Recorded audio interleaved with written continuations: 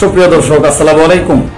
Master মিডিয়ার নিয়মিত আয়োজন পরিবর্তন সবতে পুরোটা সময় জুড়ে আপনাদের সাথে আছি আমি হাবিবুর রহমান সিদ্দিকী।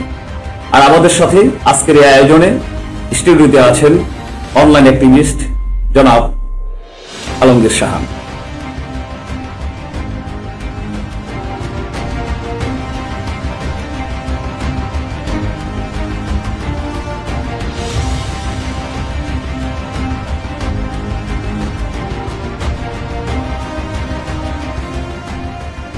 চলছে পরিবর্তন, চলবে পরিবর্তন, আর এই পরিবর্তনের মধ্য দিয়ে এগিয়ে যাবে দেশ, এগিয়ে যাব আমরা।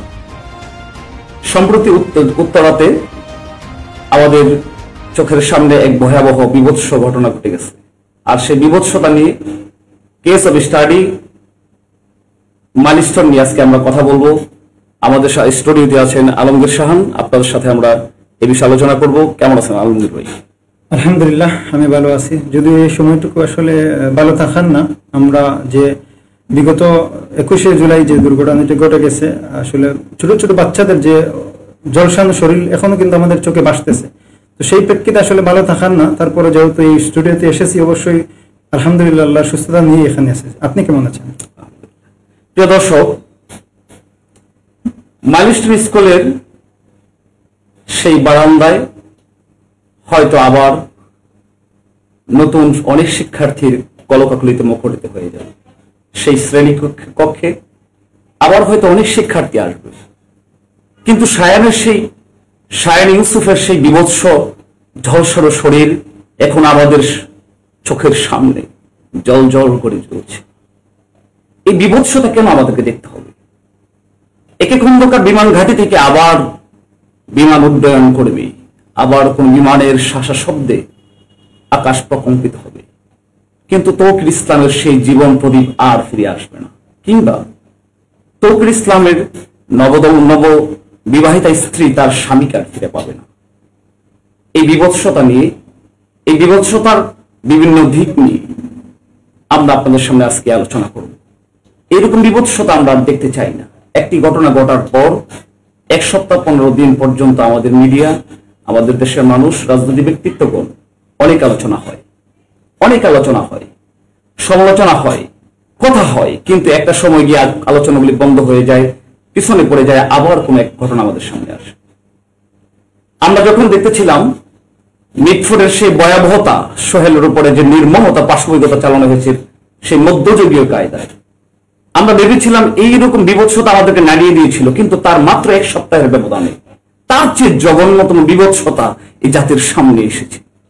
আমরা যখন কথা বলছিলাম, আমরা যখন এই স্টুডিওতে বসে এখন কথা বলছি, ঠিক এই মুহূর্তে মৃত্যুর মিছিলটা আরেকটু লম্বা হয়ে গেল।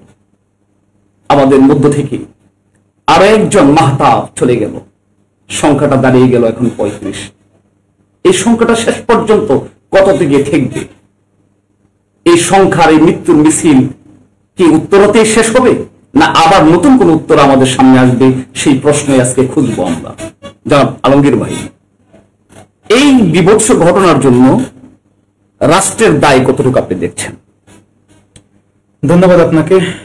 গুরুত্বপূর্ণ একটি বিষয় আপনি প্রশ্ন করেছেন। যদিও মৃত্যু সংখ্যা আপনি এখন উল্লেখ যেটা করেছেন, আর 35 জন, তো রাষ্ট্রের যে দায়টা আপনি আমার কাছে জানতে চাচ্ছেন, আমি এখানে রাষ্ট্রের দায় বলতে যে বিষয়টা হচ্ছে, রাষ্ট্র বলতে এখানে ইনক্লুডেড সবকিছু আপনি অ্যাড করে দিবেন। দায়টা প্রথমে আপনি স্কুলের দিকে একবার আপনি দৃষ্টি দিতে পারেন। দায়ের দিকে যে স্কুলটা আমরা যতটুকু জানি 2002 সালে এটা প্রতিষ্ঠিত হওয়ার জন্য এখানে আবেদন করা হয় সরকারের কাছে।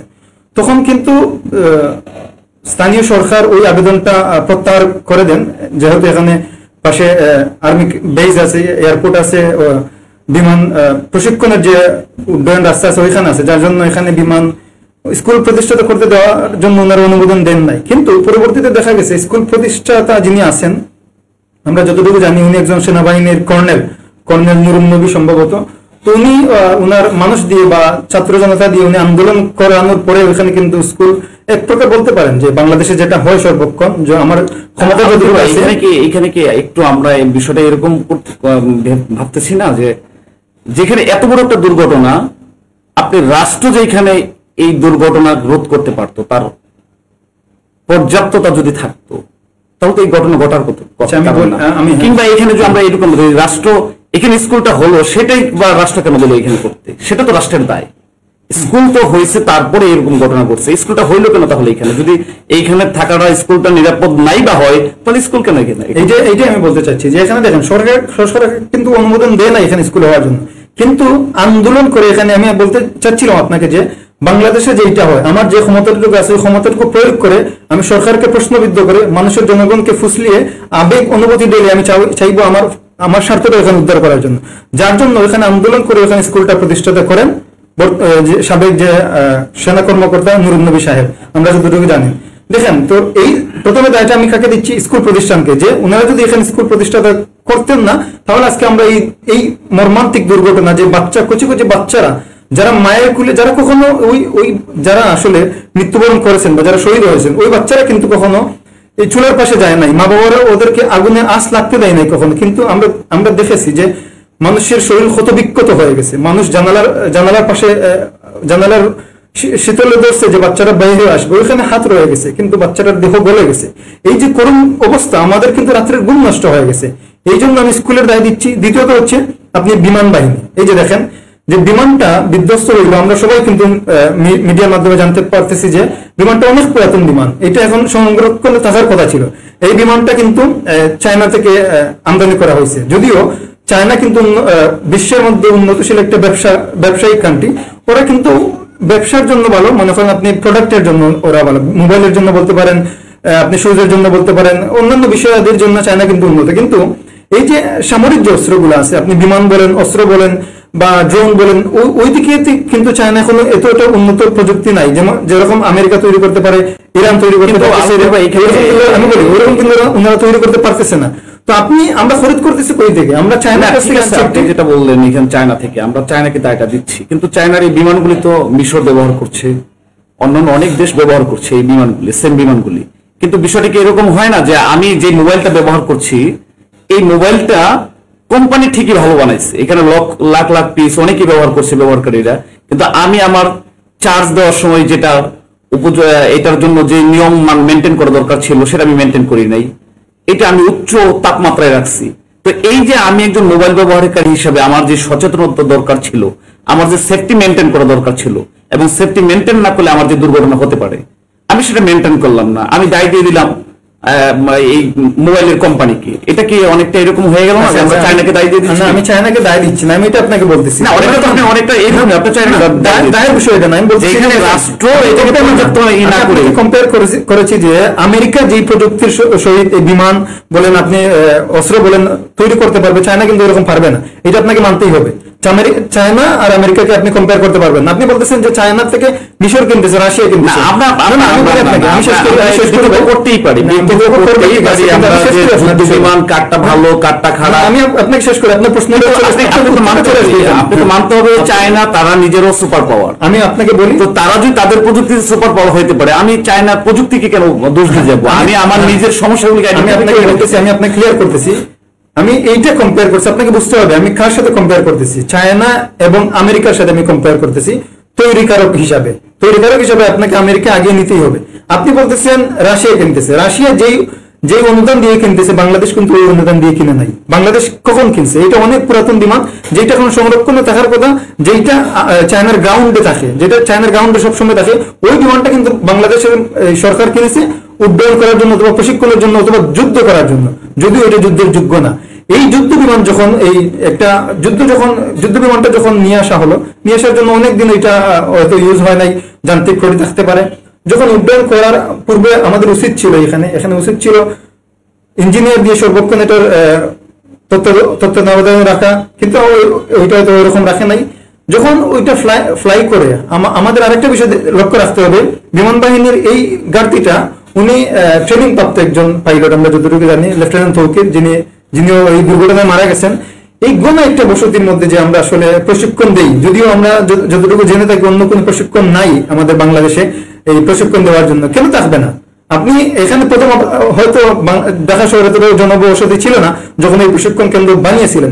এখন তো আমাদের উচিত ছিল, আমাদের এত প্রতি বর্গ কিলোমিটারে 40,000 মানুষ বসবাস করে, এই এত গণবসতি একটা এরিয়াতে আমরা কিভাবে এই যুদ্ধ বিমান প্রশিক্ষণের জন্য দিতে পারি। সেই বিষয়টা আপনি কি রকম দেখবেন আমি জানি না, কিন্তু আমি মনে করি বাংলাদেশের সরকারের উচিত ছিল এই প্রশিক্ষণ কেন্দ্রটা একটা এই হাওর অঞ্চলে নিয়ে যাওয়ার জন্য, যেখানে ঘনবসতি মানুষ বসবাস করে না, যেখানে মানুষের বিচরণ খুব কম ছিল।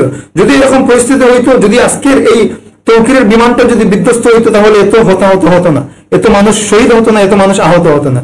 এই বিষয়টা আমরা চিন্তা ভাবনা করি না। আমরা চিন্তা ভাবনা করতেছি, আমরা হিরো বানিয়ে ফেলতেছি বিমান বাহিনীর এই লেফটেন্যান্ট তৌকিরকে। অনেকে বলতেছেন যে আমরা কিছু প্রবাসী সাংবাদিক আছেন যারা আসলে মানুষের আবেগ নিয়ে খেলা করেন, যারা মানুষের আবেগ অনুভূতি নিয়ে খেলা করেন, বলতেছেন একটা বাটন টিপলেই উনি বেঁচে যেতে পারতেন। উনি টিপেন নাই কিভাবে? আমরা সবাই জানি, মিডিয়ার মাধ্যমে আমরা দেখতে পাচ্ছি যে উনি বাটন টিপেছিলেন, ইজেক্ট বাটন টিপেছিলেন। টিপার কারণে উনি কিন্তু বিমানটা কিন্তু বিধ্বস্ত হয়েছে গ্রাউন্ড ফ্লোরে, মাটিতে বিধ্বস্ত হয়েছে। উনি অন্য একটি কক্ষের দ্বিতীয় তলাকে ওনাকে উদ্ধার করা হয়েছে, জীবিত অবস্থায় উদ্ধার করা হয়েছে। তাহলে উনি কিভাবে ইজেক্ট ফ্লাইট এটা করলেন না? করছেন। কিন্তু এখানে এই বিষয়টা একজন আমরা কি এই জিনিসটা এমন হচ্ছে না যে আমরা কি তৌকিরের দিকটা যদি আমরা একটু ভাবি যে তৌকির ইসলাম একজন মানুষ, কখনো কি সে তার দ্বারা এত বড় দুর্ঘটনা ইচ্ছাকৃত হতে পারে? যান্ত্রিক গোলযোগ অবশ্যই আছে, আমরা এটা নিয়ে বিতর্ক করতে পারি, কিন্তু বাট আমরা এটা বলতে পারি না যে এখানে একজন পাইলট সে ইচ্ছাকৃত কিংবা তার সে নিজে বাঁচতে চাইছে কি চায় নাই। এই বিতর্কগুলি আমার মনে হয় এখানে না, এই বিতর্ক আমি করি না। এখানে যে মানুষটাকে হিরো বানিয়ে ফেলতেছে, মানুষটাকে হিরো বানিয়ে ফেলতেছে আর অন্যদেরকে বিলেন বানিয়ে ফেলতে, এই প্রেক্ষিতে আমার বিষয়টা চলে আসছে, যার জন্য আমি আপনার সাথে আরেকটা বিষয়ে আমরা যদি বলি আলমগীর ভাই, এখানে আমরা আরেকটা বিষয় যদি আমরা বলি যে আমাদের দেশের আমরা যে জিনিসটা সবসময় দেখি যে আমরা আসলে কতটুকু মানবিক হয়ে উঠতে পেরেছি জনগণ হিসাবে। আমরা সমাজের প্রতিটা সেক্টরে যদি আমরা বলি, সেটা একেবারে এই রাষ্ট্রের প্রতিটা নাগরিক আমরা যদি মানবিক কতটা হতে পেরেছি, যদি আমরা এরকম দেখি, এরকম যে আমরা দেখেছি অনেক হাজার হাজার ছাত্র জনতা যারা রক্ত দেওয়ার জন্য হাসপাতালগুলিতে লাইন ধরেছে, এটা আমরা এই দৃশ্য আমরা দেখেছি। এই দৃশ্য আমাদেরকে আপ্লুত করেছি, ছাত্র জনতার সে আবেগ আমরা দেখতে পেরেছি। রাত ঘুম নির্ঘুম করে তারা পাহারা দিয়েছে, তারা দেখেছে হাসপাতালগুলি স্ট্রেচার তারা টেনে নিয়ে যাচ্ছে, এটা আমাদেরকে আশান্বিত করে। কিন্তু আবার এটাও কি আমরা দেখি না এইখানে যে এই জাতি হিসেবে আমরা কতটা মানবিকতার পরিচয় দিয়েছি, যখন একটি এইরকম বিভৎস সারা দুনিয়ার মানুষ যখন টেলিভিশন, অনলাইনে কিংবা ভিজুয়াল মিডিয়াতে যখন দেখে চোখে পানি ফেলছে, হৃদয়কে নাড়িয়ে দিচ্ছে, ঠিক ওই সময় ওইখানে উপস্থিত একজন রিক্সাওয়ালা সে তো ওইখানে স্বচক্ষে দেখেছে সে কিভাবে 20 টাকার ভাড়াটা, আমি যতটুকু জানি সেখান থেকে আমি নিজে সেখান পরিচিত ওই জায়গাটা এরিয়া নিয়ে, মাইলস্টোনের স্কুল থেকে শহীদ মনসুর আলী মেডিকেল কলেজ তার দ্রুত হাইটে 10 মিনিটের রাস্তা, কিংবা উত্তর মেডিকেল কলেজ, আধুনিক মেডিকেল কলেজ 10-15 মিনিট হাইটে রাস্তা, সে 20 টাকা 30 টাকার রেগুলার রিক্সা ভাড়া। সেই ভাড়াটা যখন একজন মানুষ ভাড়াটা যখন 20 টাকার ভাড়াটা যখন 100 টাকা, 200 টাকা, 250 টাকা চায়, ওই মানুষগুলি তো ওইখানে উপস্থিত ছিল। সারা দুনিয়ার মানুষ যখন এই বিভৎসতা দেখে তাদের চোখে পানি চলে এসে হৃদয়কে রক্তক্ষরণ হয়েছে, ঠিক তখন ওই রিক্সাওয়ালা নিচ্ছে 200 টাকা ভাড়া। আমি মানবিক কোথায়? আমরা মানবিক। একজন সিএনজিওয়ালা 100 টাকার ভাড়াটা চাচ্ছে 500 টাকা, 1000 টাকা। কিংবা জলসানো শরীর নিয়ে শায়ান ইউসুফ যখন ছটফট করতেছে, তার শরীরে একটু ঠান্ডা পানি, ফ্রিজের পানি দিলে সে একটু আরাম পাবে, তার মতো অসংখ্য শিক্ষার্থীরা, ঠিক ওই মুহূর্তে আমরা কতটা অমানবিক, আমরা জাতি হিসাবে কতটা মানবিক হওয়ার কথা ছিল, আর আমরা কোথায় সে অমানবিকতা আমাদের মাঝে গ্রাস করে মাঝে মাঝে। আমরা যখন দেখতে পেয়েছি, আমরা যখন শুনতে পাই যে 1 লিটার পানি, 2 লিটার পানি 600 টাকা বিক্রি হয়, তখন আমাদের কিন্তু প্রশ্ন জেগে যায় যে জাতি হিসাবে আমরা কতটুকু মানবিক হতে পেরেছি। আরেকটা বিষয় কিন্তু আলমগীর ভাই আমাদেরকে মনে রাখতে হবে, আলমগীর ভাই, আমরা প্রতিটা ঘটনার পরে দেখি যে অনেক একটু পিছিয়ে পড়া মানুষগুলি যারা মিডিয়াতে আসে কম, স্কুলের শিক্ষার্থীদের নিয়ে কথা হয়েছে, বিমান পাইলট, ফ্লাইট লেফটেন্যান্ট তৌকির ইসলামকে নিয়ে কথা হয়েছে। কিন্তু আপনি দেখবেন মিডিয়াগুলিতে, আমাদের মিডিয়াগুলিতে, আমরা যারা মিডিয়াতে কাজ করি, সংবাদ কর্মী, আমরা কিন্তু স্কুলের আপনার অফিস সহকারী মাসুমাকে নিয়ে কথা বলি না। এই যে আমাদের ন্যারো মাইন্ড, এই যে জায়গাটা, আমরা কি সেটা বুঝতে পারবো কখনো?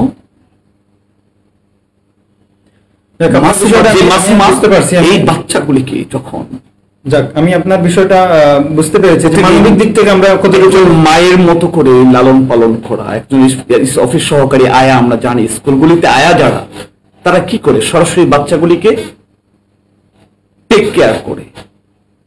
সেই বারান্দাতে তো আর ছোটাছুটি হবে না মাসুমাদেরকে নিয়ে মিডিয়াতে আলোচনা হয় না, কিংবা বৈষম্য বিরোধী আন্দোলনে শহীদ হওয়া রিক্সা চালক শরীফকে নিয়ে আলোচনা হয় না। এই যে আমাদের মিডিয়ার বা আমাদের যে এই যে কালচারগুলি, আমাদের এই যে মানবিকতার পরিচয় যেখানে দেওয়া উচিত, সেই জায়গাটাতে আমরা কতটুকু আছি, এই বিষয়ে যে আপনার কাছ থেকে শুনতে চাই।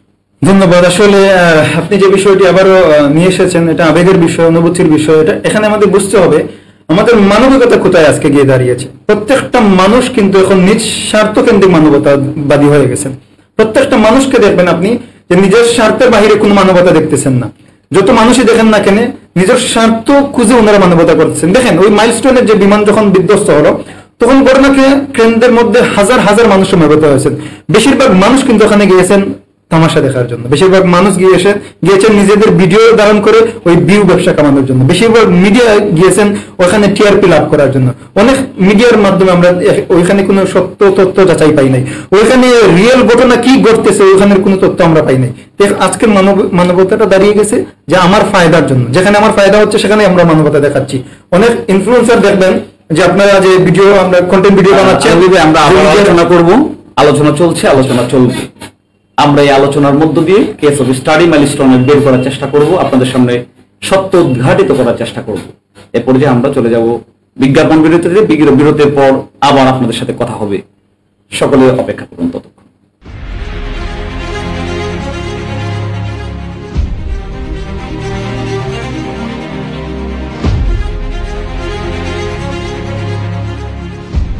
একজন সফল সংবাদ উপস্থাপক হতে গেলে অবশ্যই আপনাকে বেশ কিছু চ্যালেঞ্জ মোকাবেলা করতে হবে, এবং সেই চ্যালেঞ্জগুলো মোকাবেলার ক্ষেত্রে সেরা ইনস্টিটিউট থেকে দক্ষ প্রশিক্ষণ নিতে হবে আপনাকে।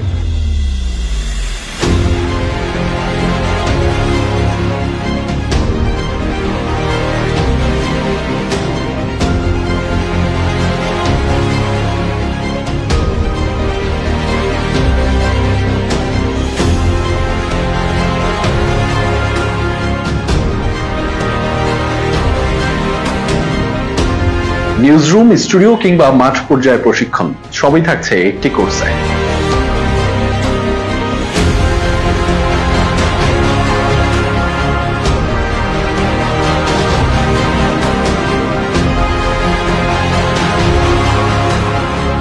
আজকে আমার অসাধারণ একটি ব্যাচের সাথে পরিচয় হয়েছে, যাদের কাছ থেকে আমি নিজেই অনেক কিছু শেখার চেষ্টা করেছি, এবং তারা অত্যন্ত মেধাবী, এবং আমার কাছে মনে হচ্ছে তাদের এই যে মেধাটা, সেটি যদি তারা চর্চা করেন তাহলে তাদের জন্য অনেক দূরে যাবার সুযোগ রয়েছে। আমার ধারণা তারা সেই চর্চাটা অব্যাহত রাখবেন, এবং চর্চার মাধ্যমে নিজেকে শানিত করে তারা নিজেদেরকে আসলে এগিয়ে নিয়ে যাবেন। আমরা আছি মাস্টার মিডিয়াতে, আপনিও আসুন, দেখা হবে। Master media.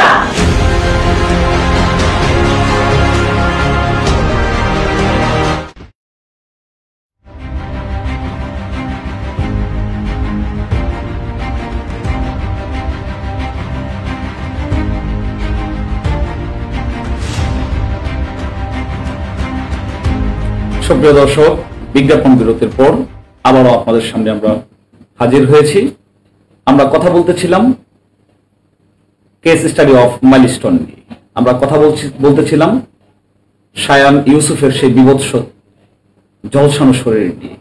আমরা কথা বলতেছিলাম মাতৃতুল্য সেই মাতৃস্নেহে, মায়ের মমতায় যিনি নিজের জীবনকে বিসর্জন দিয়ে মেহেরিমা, শিক্ষিকা মেহেরিমাকে নিয়ে।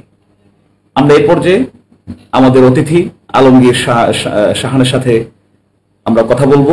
আলমগীর ভাই, আমরা বিজ্ঞাপন বিরতির পূর্বে যে বিষয়গুলি কথা বলছিলাম, আরেকটা বিষয় আমার আপনার কাছে জানতে চাওয়া, যে আমরা দেখেছি যে এই ঘটনা যখন উত্তরাতে ঘটছে সবাইকেই এই একেবারে সমাজের প্রতিটা স্তরের মানুষকেই বিষয়টা বিবেকে, হৃদয়ে নাড়া দিয়েছে। আমাদের ঠিক একইভাবে রাজনৈতিক নেতৃবৃন্দ যারা আছে তাদেরকে নাড়া দিয়েছে।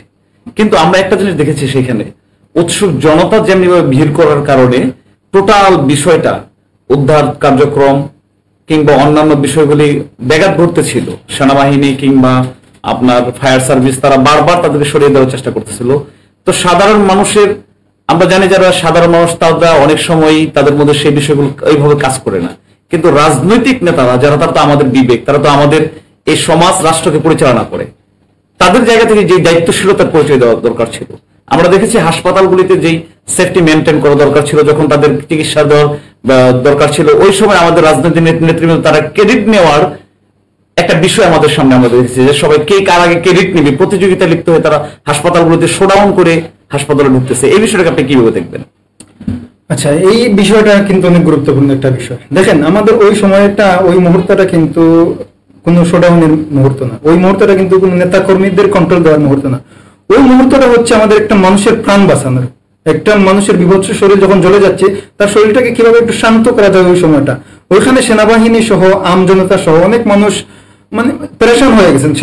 আমরা দেখেছি যে সেনাবাহিনীর মানুষরা কিন্তু মানে পরিশ্রম করতে করে ক্লান্ত হয়ে মাটিতে পড়ে গেছেন। ওই মুহূর্তে কি দেশের কিছু রাজনৈতিক দলগুলা যারা আসলে মানুষের আবেগ নিয়ে খেলা করে, যারা সবসময় দেখবেন রাজনৈতিক দলগুলা দেশের সবসময় মানুষের আবেগ অনুভূতি নিয়ে ওনারা খেলা করেন যে ওনাদের ভোট প্রয়োগ করার জন্য। তো ওইখানে যাওয়াটা, আমি যে দলই যাক না কেন, ওইখানে ওনাদের যাওয়াটা একদম অনুচিত মনে করি।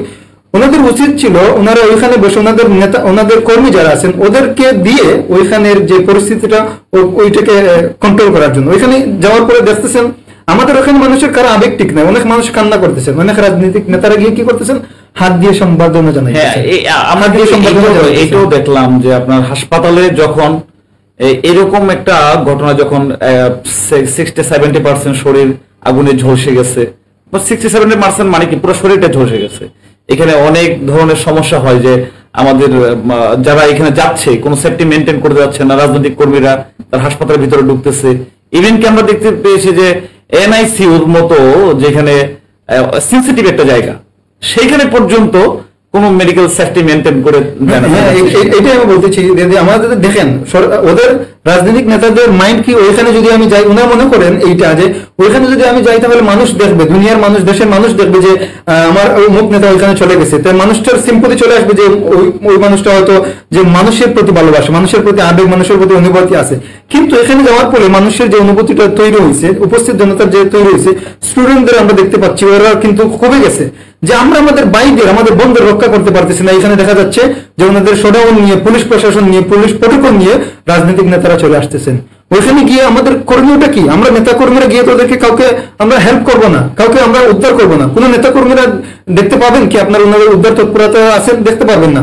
ওনারা আসেন মানুষের অনুভূতি নেওয়ার জন্য, ওনারা আসেন মানুষের আবেগ নিয়ে ওনাদের ভোট তৈরি করার জন্য।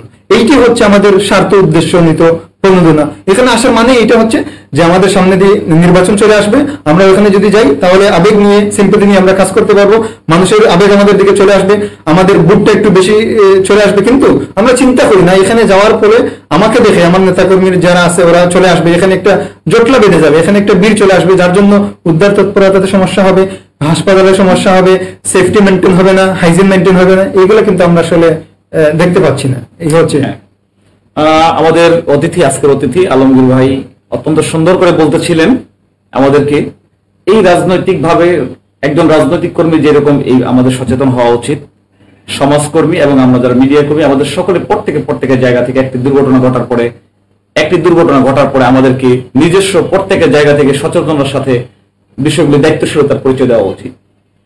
এই বিষয়গুলি নিয়ে নিহতের সংখ্যা নিয়ে বিতর্ক আছে, কিংবা এইখানে কার দায়িত্ব ছিল কতটুকু, কার দায় কতটুকু, তা নিয়ে তর্ক বিতর্ক আছে, চলছে, চলবে।